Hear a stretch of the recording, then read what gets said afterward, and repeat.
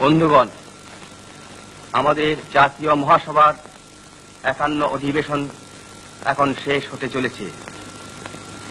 আমার পক্ষে এটা বড়ই আনন্দের বিষয় যে এবারকার কার্যাবলী এমন নির্বিঘ্নে সুসম্পন্ন হয়েছে।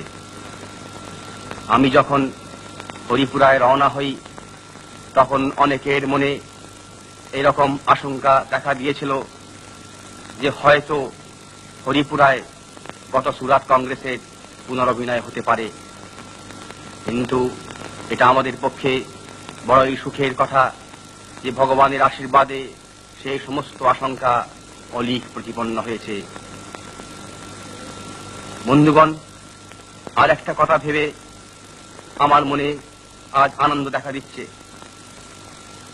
এখানকার অভ্যর্থনা সমিতি সর্দার বল্লভভাই প্যাটেল মহাশয়ের পরিচালনায় যেভাবে কাজ করেছেন এবং যেভাবে আমাদের জন্য সমস্তই ব্যবস্থা সুবন্দোবস্ত করেছেন, এটা আমাদের পক্ষে বড়ই আনন্দের বিষয়। তাই তাদের নিকট আমি আমাদের অন্তরের কৃতজ্ঞতা জানাতে চাই। এতদ ব্যতীত এখানকার স্বেচ্ছাসেবক ও স্বেচ্ছাসেবিকারা যেভাবে অক্লান্ত পরিশ্রম করে আমাদের সেবা করেছেন তাতে আমরা তাদের কাছেও কৃতজ্ঞ।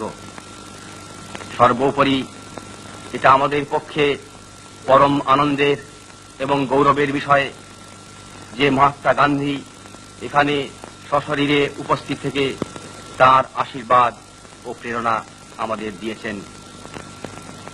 বিজ্ঞান আমাদের কাজে সহায়তা এখানে করেছে এবং আমি আশা করি যে ভবিষ্যতে আমরা আমাদের প্রচার কার্যে ফিল্ম এবং রেডিও সাহায্য আরো বেশি নেব।